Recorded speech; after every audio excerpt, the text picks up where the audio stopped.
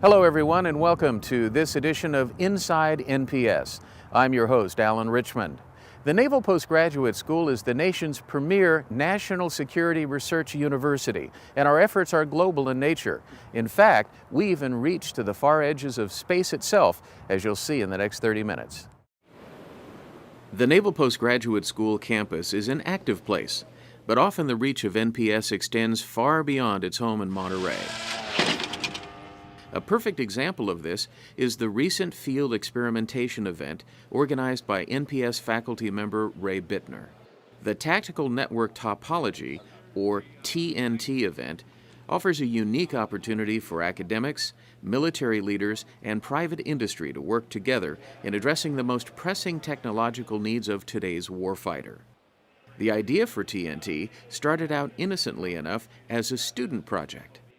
A student in the Defense Analysis Department came up with an idea to do technical experimentation about some particular pieces of equipment in the field environment. Dr. John Arquilla was the advisor there. Dr. Dave Netzer was Dean of Research. And they put together an initial kind of concept, went out in the field at Hunter Liggett and actually checked it out. And it worked. The idea was a good one. We brought warfighters together, we had academics, we had students, we had some new technology. And they recognized the value of that and began a program that later became the current Field Experimentation Cooperative. So from rather modest starts, 2 pieces of technology, a couple of students, a few professors, and now we've got an event, 400 people, 45 companies, 40 plus government agencies, 6 or 7 universities. That's a typical current field experiment for these things. This most recent TNT event tried to address the specific needs of the Special Operations warfighter. Bittner worked in a partnership with Bill Hellam of Special Operations Command to create an environment where the needs of the Special Operations Forces could be focused on in a collaborative manner. Hellam says the TNT exercise is crucial to SOCOM's ability to stay ahead of the curve.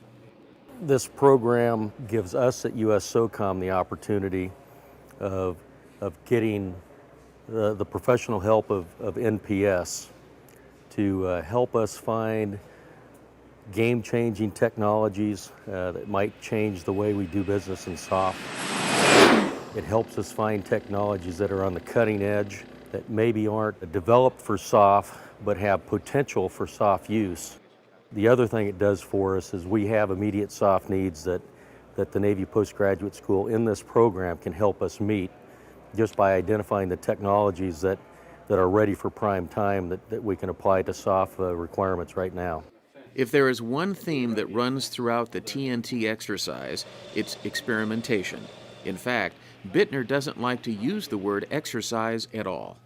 We have 40 different experiments, and failure is an acceptable outcome. In an exercise, there's a different pressure. You want to impress, you want to succeed. Here we want to learn. So if your aircraft crashes, knowing why it crashed or what kind of interference causes that is good. We want to know that here. We want to know it in the field. We want to know it in the academic world so that that's not the outcome in the real world where lives are on the line. Collaboration is the other key to this event and maybe the element that makes it most unique. We try to weave, if you will, a closely aligned mix of experiments that will produce answers that right now we know we have the problem, but we don't know what the solutions look like. It does give us a venue where we can bring in a company that thinks they have a technology they can demonstrate, and they need for us to see it and see if we have an application for it. But it really gives us a collaborative environment where we can get the warfighters together side by side with the scientists and industry and people from the labs to take a look at our capability gaps and come up with some solution sets and take a look at some of the cutting edge technologies that are out there and see how we might modify them as quickly as possible to create some kind of a capability. And the collaboration just doesn't benefit the warfighter, it benefits many of the companies involved in TNT, as well as those doing research in the academic world. The most important thing is we get feedback. We have the smallest UAS to support a gimbaled camera, and the only reason why we had that is because the warfighter said a gimbal camera makes it easier for us to operate a vehicle, so we put that in there. Coming for field experimentation, we get an understanding of what they need in theater right now, because so often industry makes what they want as opposed to what the warfighter needs. So we come out here, they tell us what they need, and then we put that back into our work plan and give them what they need. Coming from the engineering world, we tend to be really technology centric, right? This is really cool technology, this is what we need. And what we found by being out here is the focus really needs to be on, this is the mission capability that I'm bringing to the warfighter. So technology is nice, but technology for the sake of technology doesn't really do much for them. Short of actually being in the field with them, and you know, my history is in the military, this is the best venue you could possibly come to talk to these guys, and it's really, from here, the next step is actually it gets deployed in the field. There are elaborate documents produced through large bureaucratic processes that say these are the warfighter problems, and they're not without value. But out in this environment, I'm exposed to the warfighters, working in close contact with the problem sets and equipment solutions as they currently exist. So I get a real ground level understanding of what their problems are and why those problems exist. It's difficult for them to even articulate sometimes what they really need the network to do because they don't know what the network's capable of doing. So as a professor, it keeps me grounded in kind of the reality of the problem set. When I go back into the classroom and I'm advising thesis students, I currently have 20 thesis students that I'm advising, I'm able to help them focus on things that will matter to the warfighter when they leave. Because most of our students really want that thesis to impact the warfighter. They want it to make a difference. They don't want to spend a year and a half working on a research project and have it set on a shelf. They want it to matter. Well, this is how I make sure it matters for them. U.S. SOCOM's Director of Science and Technology says it's TNT's real-world environment that makes it especially beneficial and relevant. Experimentation ideally should be a venue for people chasing advanced degrees to come out and put some rubber on the road, actually do something, whether it's a test, some analysis, some engineering, whatever. I think education is well served by some hands-on activity, and you'll find it here. At TNT, the word networking takes on new meaning. The Naval Postgraduate School's Alex Bordetsky is responsible for bringing together the numerous experiments that occur simultaneously at TNT and making sure those conducting the experiments can communicate with one another. The networking infrastructure of the experimentation environment is central to it. That's actually what makes us different of the other great teams doing experimentation projects.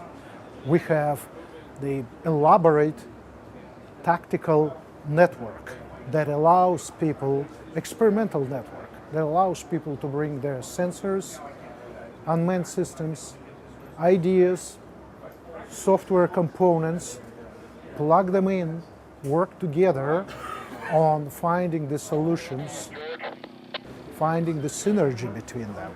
A recent experiment, we were operating vehicles in San Francisco Bay from people in New York Harbor, and we're sharing that information, and we create a virtual shared world that they can experiment in. In the physical world, they're 3,000 miles apart. So the school is probably the best in the world at being able to network diverse types, academic networks, organization and business networks, military networks, bring all those things together and share information across them. Whether it's the focus on experimentation or the unparalleled level of collaboration, there is something about TNT that you just don't see anywhere else. It's a unique national asset, and folks from Harvard, MIT, they come out and visit. Berkeley was down last experiment, Carnegie Mellon this time, Penn State out here. Those folks say the same thing. So this isn't just a military, best in the government kind of thing. We've got a unique gym here that NPS, as a government university, is uniquely qualified to create this kind of environment. We're about the learning. Lots of incidental products come out of it. Companies get better things, soldiers get better procedures, our students get a thesis, but it's really the group learning that takes place in the community, the emergent learning, that makes it unique, I think unique in the entire country. We'll be back with more of Inside NPS in just a moment.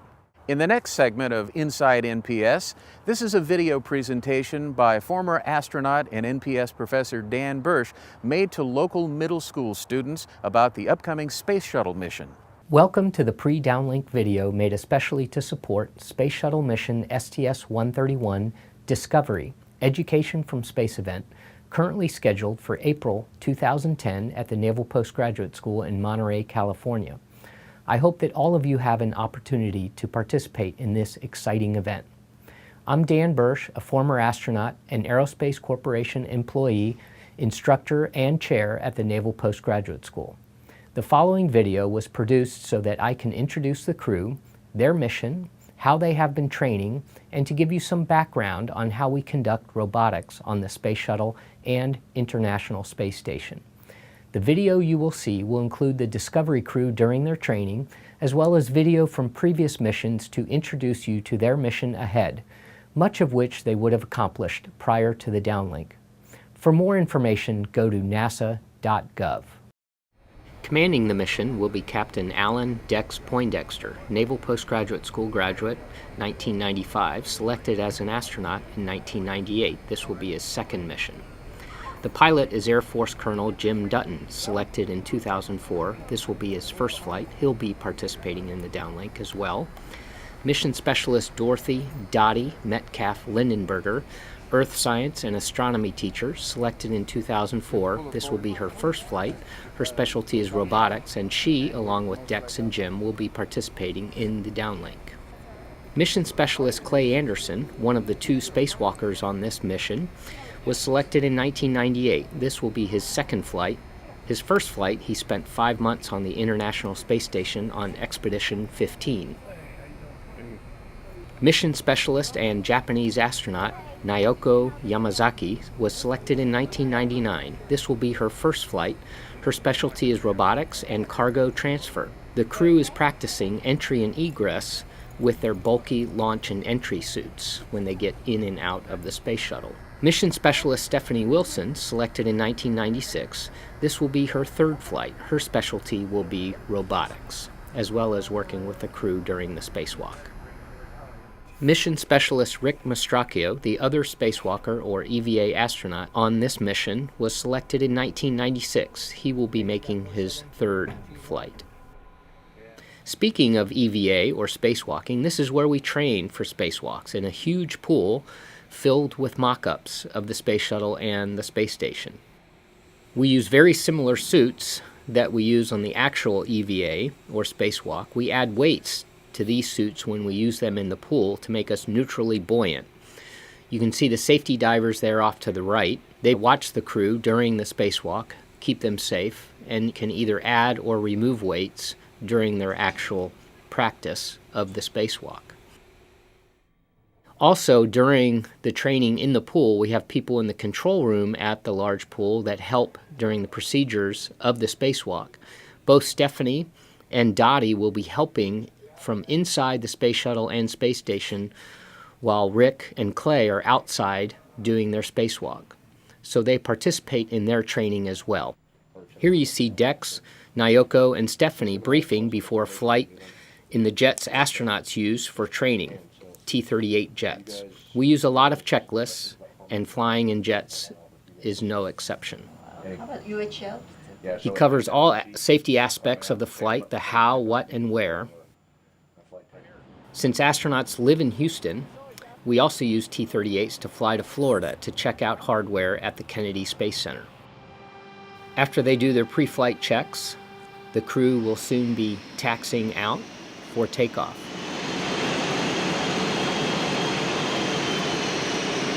Here you see Dex taxiing his jet out, and as is customary, you'll see him salute the ground crew and say goodbye. We hope that this gives you a better idea of how astronauts train for spaceflight, how they work as a team with mission control, and the challenges ahead for the Discovery crew. We are all looking forward to meeting you at the downlink. Go Discovery! Here's a look at how NPS plays a role in cutting-edge educational and information technology. The Naval Postgraduate School recently played host to the annual conference for CNIC, the Corporation for Education Network in California. CNIC really oversees the infrastructure that links all of the higher education institutions in the state of California. So that's all of the University of California research universities, all the way from Berkeley down to UC San Diego, and all of the California State University campuses, as well as all the community colleges. There are also 3 private research universities that are charter members: Caltech, University of Southern California, and Stanford, and now most recently the Naval Postgraduate School. NPS became a member of CNIC 3 years ago, and joining CNIC has aided NPS in having state-of-the-art, high-speed connectivity with other institutions, not just in California, but around the globe. CNIC peers with high-speed research and education networks across the globe, reaching virtually to every continent through Starlight and Translight networks to Europe and the Middle East and Northern Africa, and through Clara to Latin America, and through Pacific Wave to all of the Asian countries. We are well positioned to be connected with the entire world.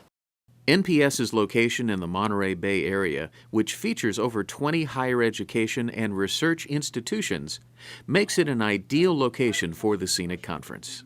We are a nexus of a great deal of activity, intellectual activity in higher education, so we're a natural place to host the CNIC conference. So you see representatives from these institutions here locally, but also from institutions all over the state. And you also see people who are representing some of those global high-speed networks as well. Jim Dalganis is the president and CEO of CNIC. He says the CNIC conference presents a place for increased communication for CNIC members. The purpose of the conference is really to build a sense of community, a sense of sharing. So individuals will be able to see examples of experimentation that is conducted over the network that they weren't familiar with. They might be able to take that back to their institution, have discussions with some of their researchers about some of the capabilities that they weren't aware of. So it's all about really collaboration and sharing. Education itself is changing rapidly in the 21st century, and being a part of CNIC allows NPS to keep up with today's need for global connectivity. Research universities, just a few decades ago, really were fairly self-contained entities, and the resources that were accessed primarily had to do with the libraries that existed on those campuses. The research university in the 21st century really relies on its connectivity in high-speed ways with other universities, with colleagues at other institutions and organizations, with federal agencies, with data repositories and libraries around the world in order to maintain high-quality, relevant, current education for our students.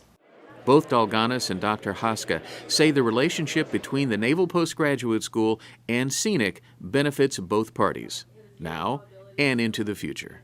Naval Postgraduate School is very akin to Caltech, very tech-focused, very science-focused, and I think the community benefits from being able to collaborate and share with Naval Postgraduate, and Naval Postgraduate also benefits by being able to interact and have researchers and students and others interact with individuals from our member institutions. One of the important elements of our membership in CNIC is scalability into the future. In other words, the University of California at Berkeley and Stanford University are always going to have greater bandwidth requirements than smaller institutions such as the Naval Postgraduate School. So by joining a consortium of schools such as the ones that I've mentioned, we're ensuring our future currency, relevancy, and connectivity to the rest of the world.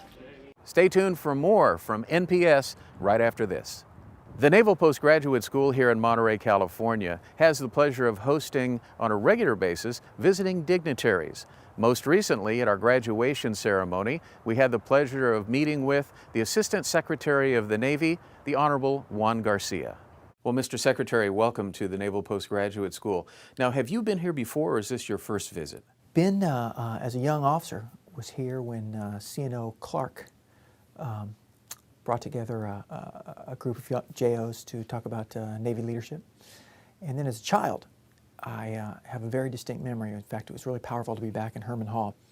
If I can share this with you, My father, who was a career A7 pilot, he's a Texan. He likes to say if he'd been there with the A7, the Alamo would have been a whole different story. But he spent a year here at the front end of test pilot school. And his hero was another aviator named Everett Alvarez. Alvarez was the first pilot shot down in Vietnam, literally on the evening of the Gulf of Tonkin engagement. And I remember as a small boy walking into what I now know as Herman Hall with him spotting Alvarez across the way. He must have just come back from captivity, and how he froze in his tracks. And he kneeled down and he whispered in my ear and he pointed at him and said, "That's Everett Alvarez. Go shake his hand." It was one of those moments. So all that to say, it was great to be back in Herman Hall and kind of relive that today. Can you provide us with an overview and tell us a little bit about your duties as Assistant Secretary of the Navy? I'm responsible for the recruiting, the management, and the career development of our Navy and Marine Corps forces, as well as our civilian personnel. You total all those folks up in our reserve forces, we're talking about 900,000 folks. We're blessed today in that through a combination of, I think, an incredibly qualified force, a force motivated by a global war on terror, and frankly the economy that we have, recruiting and retention that has allowed us to field a force that is most educated, most motivated, most technically savvy that I think the nation and the world has ever seen. So to get to groom that force and build the force of the next decade has been a real honor. Well, I was very honored to be with my wife at your swearing-in ceremony last year in Washington. So since September, how's the job going so far? Every day exceeds the previous one. From working with our wounded warriors, we've made a decision to make a signature component of our time in this office, the adaptation and the reintegration of our wounded warriors back into civilian life. I'm convinced that when the military history of this period is written, the advances in military medicine, such that we're bringing folks home from these wars who in any previous conflict wouldn't have come back alive. And that's the great news. The challenge, of course, is they're dealing with physical challenges and injuries that the country hasn't seen before. And we're determined to reintegrate them and avoid the negative impact that their counterparts that you served with in Vietnam felt after their return home from service. And I've enjoyed every minute focusing on that. Now, I know that you're a former naval aviator, and I'm wondering how that really has helped you in your career, if you could share some of your experiences.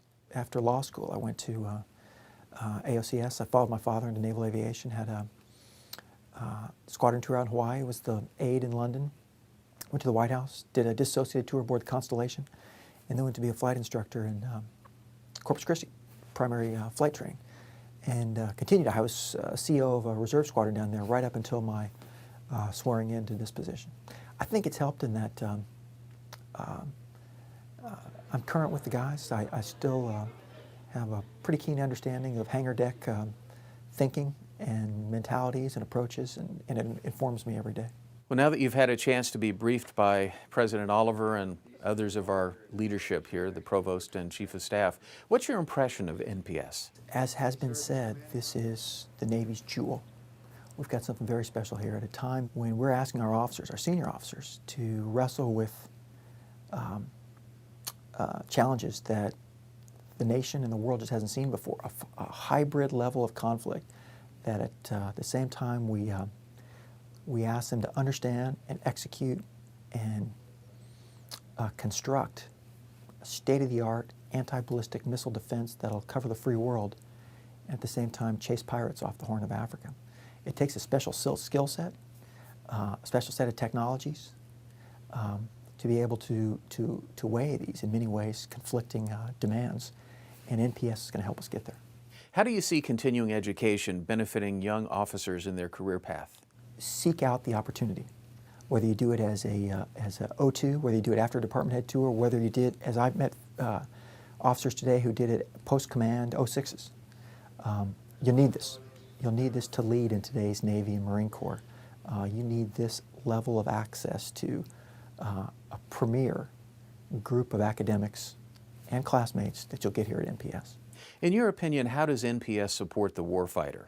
I mentioned getting to sit down with some young officers today. A young Marine major who graduated today will finish up some PH.D training at DLI, 2.5 miles down the road, and then goes to the desert, and goes to Afghanistan. He will take these skills, literally he will swap out of a dress uniform into camis in literally a matter of weeks and apply immediately what he learned in an academic setting to confronting our al-Qaeda and Taliban enemies. This is real visceral stuff. It's not an ivory tower conceptual model. We're giving our leaders the tools they need to fight and win our wars. Now, through these hallways have walked heads of state, astronauts, chiefs of naval operations, commandants of the Marine Corps, father of the nuclear Navy. Everyone in the Navy is a leader. This is where we form the truly thinnest part of the triangle and ask them to lead the Navy into the next decade.